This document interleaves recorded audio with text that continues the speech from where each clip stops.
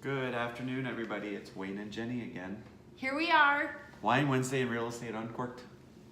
I was gonna try to make that yeah. Didn't work. So here we are again, and we're going to discuss with you today getting your house ready for listing. Yes. And while the market is fantastic for sellers right now, it certainly does take some preparation and getting ready and doing this right. Yes. To make your house show Yes. the best it can and to get you the most money. Not a free-for-all. You can't No. just throw your house on the market. No, you Like can, some but of you're you not would like going to to. get probably the price that you want. Yeah, you want high dollar? You gotta get ready. And these are the things that I think, and we can discuss and debate the I'm sure items we that agree. we always do. Debate the things that really will help get you the most bang for your buck. Yes.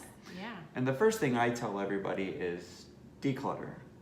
You're Yeah. listing your house, you're moving, you're going somewhere else, whether you're buying or you're just gonna rent or whatever the situation is.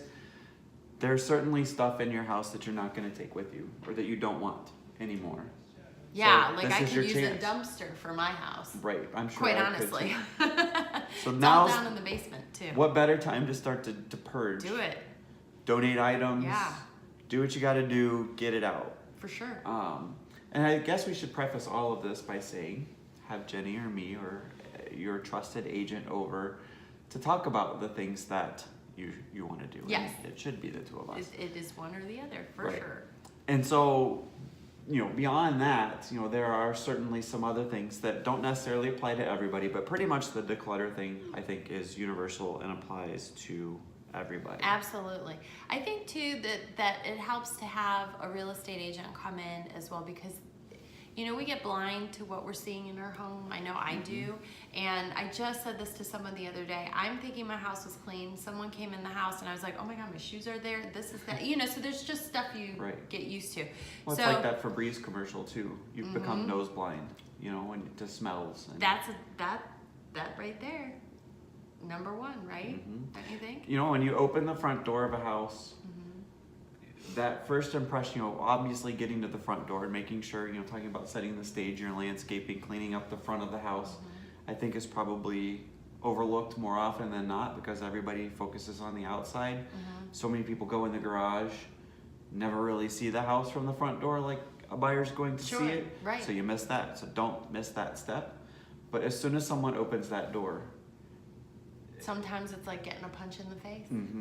it is. And whether it's food odors, pet odors, dirty carpet,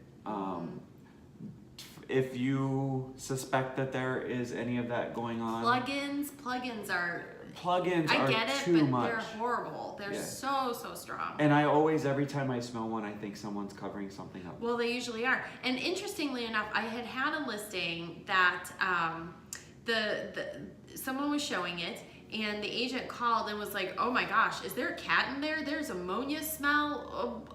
And I was like, "Well, that's weird because A, the house is vacant. B, there was never a cat. Like they didn't own cats. So I don't even know what you're smelling." And she said, "Yeah, we had to go outside because it gave us both a headache." Before too. It was a plug-in, but for whatever reason, the plug-in, they were smelling some sort of ammonia smell from it, but it wasn't. I mean, it wasn't obviously an ammonia plug-in. It was. I sometimes associate those with pet odors because when I had a puppy, and you have incidents and things. Yeah. When that happens, what do? You go get the Glade spray thing, and it's that cinnamon or vanilla. Still to this day, just reminds me of covering up a pet accident. Dog pee. Yeah.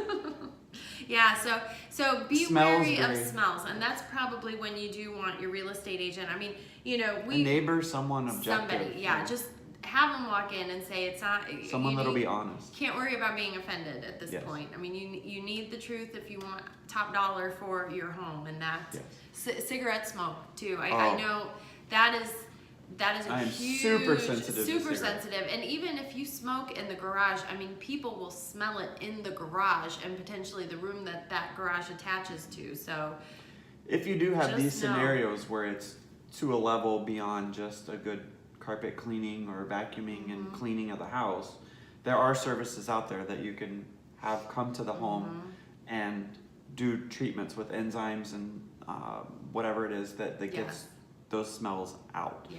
So talk to your agent about Yeah. that as well. It's worth it. The price you're going to pay for that is Right. going to get you. Yeah. You'll get the money back. And I think the next on my list after smells, you know, again, kind of going on the theme of walking through the house, is what's your flooring look like? Mm-hmm. I was in a home over the weekend, and actually, I know you showed it as well because I saw your business card there. It's really weird. But the house had probably 7 different floorings Yeah. throughout the house, and the rooms not were really chopped up. Yeah, so and- you have to. I actually showed a house here over in the neighborhood over there, Uh-huh. and they had 4 different floorings as well, all different hardwoods. It was really strange. Like, I don't understand that. The OCD in me can't handle that. it doesn't look good. It doesn't look good, and it ruins any flow of the house for me. And I think it's maybe okay if all of that flooring is in great shape, but in this house in particular, Right. some of it was beaten down, the carpet needed replaced, and then you went upstairs and there were 4 bedrooms up there. Yeah. Each bedroom had a different color carpet, and the hallway was a different carpet. Yeah. So there was just a lot going on, and I think you need to carpet stinks.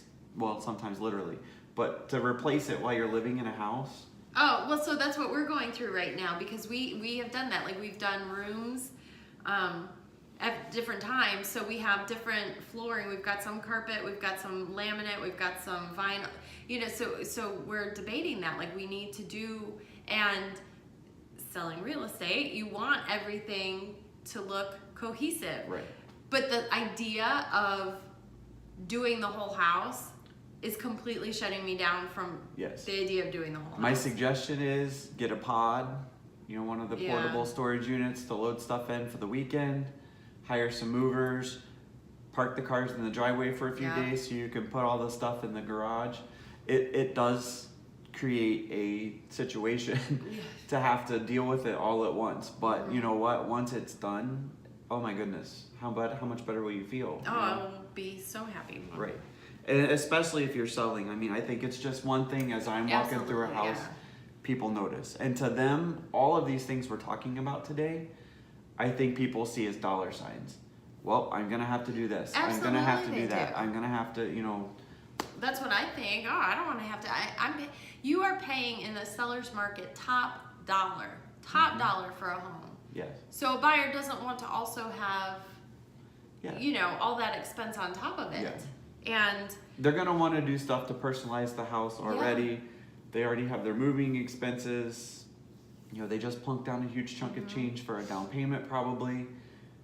And usually when you're moving in, you know, money's probably a little thinner than, you know, you were before you did it. Yeah.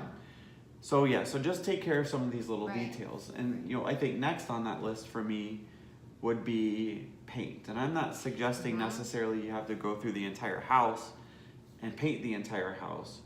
But I think, you know, for me, the keys are rooms banged up. You know, if you had kids or, you know, you just maybe moved furniture around and you've got banged up walls. look at the molding along the floors and windows, doors. Yes. Do you have rooms with bright colors that you did because you like that color? You know, do you have a chartreuse room or, you know, a purple room even? Probably want to tone that stuff down. You know, the grayish, you know, colors really in right now with white woodwork, that kind of stuff. You know, those are certainly, I think, worthwhile updates. And not a lot of money. I mean, you go buy a can of paint for 30 or 40 bucks and spend, you know, a half day, you know, painting a couple rooms. Yeah, it will pay off. I had a listing that just sat for weeks and weeks, and in this market that's not, and the feedback was all about the paint. It was pastel colors and every room was different, and you know, once you know, it what are you sits for a gonna little do? bit, Yeah. everybody, you know, in this market, everybody, why isn't this house selling? yeah. And then Even when- if it sits a week, you find it's like, why isn't it sold? And people think because it hasn't sold, and a lot of times it is price. However, and I get the question, if I do these updates, how much more will I get? Yeah. Well, it's not necessarily about getting more. It's about Getting. selling it, getting it sold without necessarily reducing your price. Because Right. if that's the situation, you know, maybe I would advise the seller, okay, we probably should have done this before, but let's take it off the market a couple weeks and you need to spend some time doing some updates. I showed a listing that needed this done about a month ago, and they did exactly that. The agent told them, based on the feedback, take it off the market. I talked to her, and they did the updates. Well, they put it back on the market, and within a week the house was sold. Same price though, so they didn't have to reduce their asking price. You know, they spent a little bit of money, probably less than what they would have had to have, you know, dropped the price to get it to sell, and it sold. It's not necessarily you listed for 200 and now you can list for 210 because you did these things. It's you can list for whatever your price the agent tells you can list at to get it sold if you do those updates. Listen to your agent. What is the outside of your house looking like? You know, obviously during the winter months, it's not going to play into so much because everything looks ugly during the winter months. Yes, but we're getting into prime time. We are. So what's the paint, trim, roof condition, deck, patio? What's all that looking like? That's stuff that you may just not be paying attention to in normal day-to-day life. Yeah. And walk around the house. You know, you probably never go on the side of the house, or you never go, you know, maybe even in the back, you know, sometimes. Right. Take a objective walk around the house and look for things that stick out. Do you have rotting wood trim? You know, a lot of houses built in the 80s and 90s have cedar wood trim that needs very regular maintenance. And have you done that? So take a walk around, because these are things that even if it doesn't get noticed on the walkthrough that someone does before they buy, they're going to do their inspection, and you better believe it's going to come up then.